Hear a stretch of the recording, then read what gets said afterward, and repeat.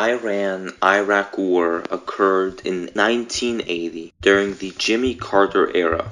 Ex-President Carter was part of the Democratic Party, though in 1981 Ronald Reagan gained control of the presidency. He was part of the Republican Party, though could not achieve as much because the House of Representatives was held by the Democratic Party, though the Senate was held by Republicans. This time period was in deep depression, which caused the president to lose popularity. The voters blamed him and his economic policies that they believed to only deepen the depression. He wanted to reduce the growth of government spending, reduce federal income tax, reduce government regulation, and tighten the money supply to reduce inflation. There were also large economic legislation that affected taxes that passed during this time. Such is the case when the government passed the Economic Recovery Tax Act of 1981, where individual income taxes were reduced. It also reduced marginal tax rates 23% over 3 years, reduced maximum rates to 50%, and maximum capital gains rates to 20%. It indexed income tax brackets, personal exemption, and standard deduction for inflation beginning in 1985, and provided new deductions for two-earner married couples.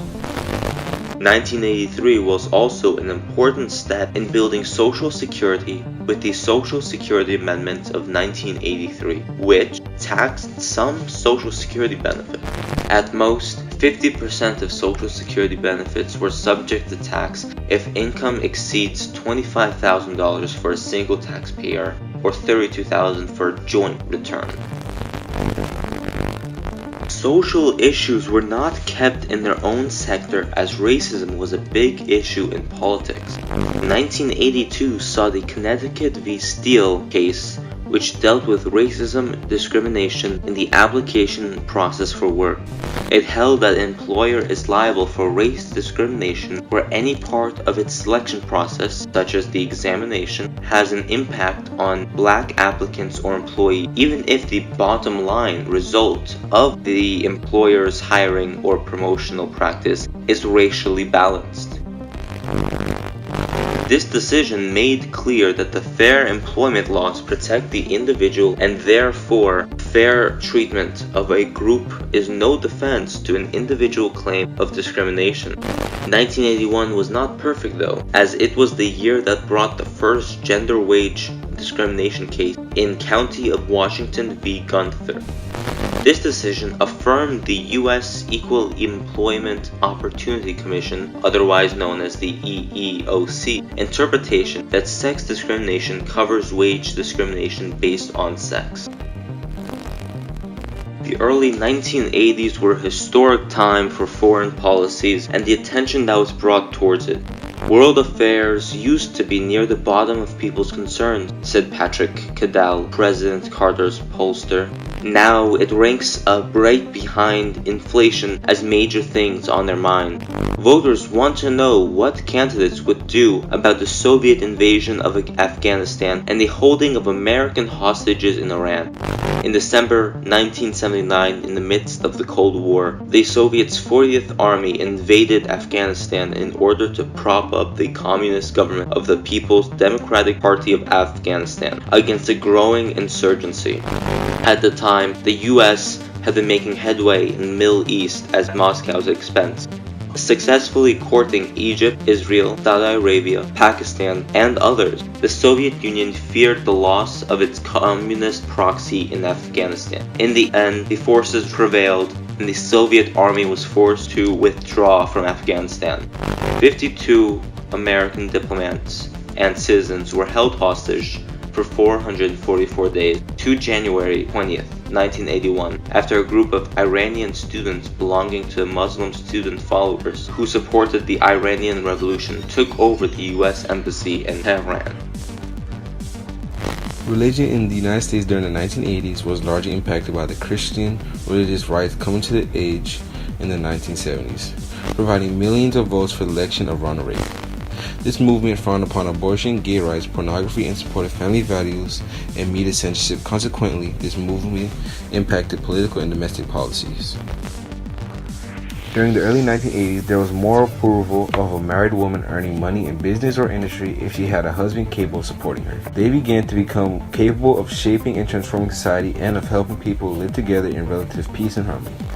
Women had to help men deal with their changing role in society, and during this time, magazines and advertisements started showing women working alongside men. On the positive side, America seems to have become a more integrated and more racially tolerant society during the 1980s. With the growing number of mixed neighborhoods, more socializing between black and whites, and more white Americans holding generally tolerant racial views, and though in some cases the changes have become marginal, most always they've been in the positive directions. There was also another increase of the New Right, a powerful conservative movement. It appealed to a diverse assortment of Americans, including biblical Christians, anti-tax crusaders, advocates of deregulation in smaller markets, advocates of a more powerful American presence abroad, disaffected white liberals, and defenders of an unrestricted free market. There were also some major moments in sports, such as when the United States hockey team won the gold medal at the Winter Olympics in Lake Placid, New York. The U.S. upset the Soviet Union and Finland in their final two games to win the gold medal. Another major moment in sports was when wide receiver Dwight Clark caught Joe Montana's pass with 51 seconds left in the game to give San Francisco a 28-27 victory over Dallas in the NFC Championship game. The 49ers would also go on to win the Super Bowl this same year. During the 1980s, it saw the emergence of dance music and new wave. As disco fell out of fashion the decades earlier, genres of music such as post-disco, Italo-disco, Euro-disco, and dance pop became more popular.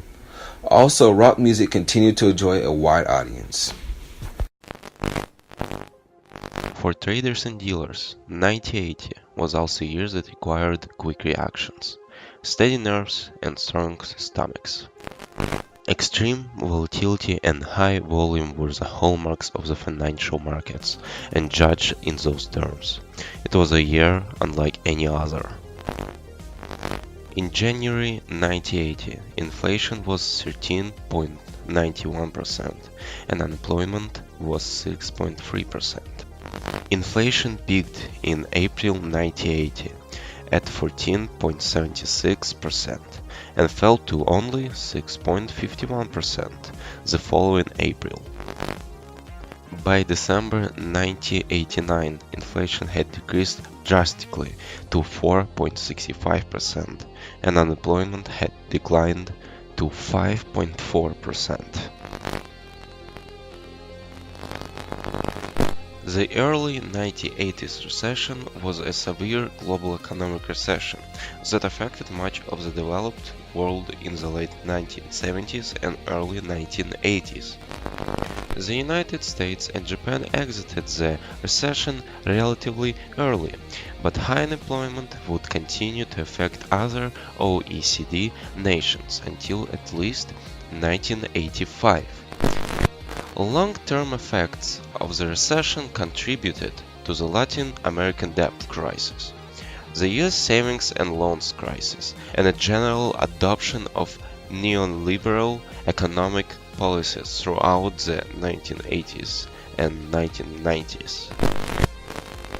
Once upon a time, there was a computer brand called Compaq. It was one of the largest sellers of PCs in the entire world in the 1980s. Then Hewlett-Packard Corp merges with the company. The boom of the 70s became the bust of the 80s because surplus production rose, land prices rose, too many farmers were carrying too much debt, problems in the economy forced interest rates to historic highs, and a new administration tried to cut back on government support. As a result, marginal farmers were forced off their land. Many did not go quietly as farm protest movements heated up during the 80s. The number of farmers shrank and the average farm got bigger. Dr. Alec Jeffreys was studying hereditary family diseases as a geneticist at the University of Leicester in England in 1984 when he discovered the repetitive patterns of DNA in humans.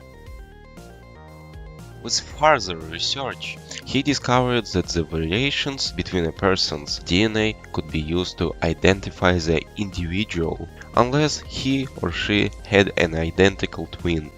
He called his new finding genetic fingerprinting and successfully tested his discoveries when 2 murders occurred near the university.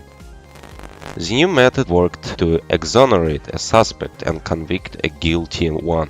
Innovation should be at the heart of every entrepreneur and every business. Without innovation, one can create opportunities or remain competitive. The IBM PC, also known as the model number 5150, was released in 1981 and changed the business world forever.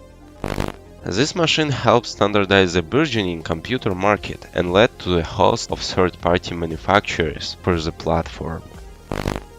The IBM PC had everyone asking the now infamous question: is it PC compatible?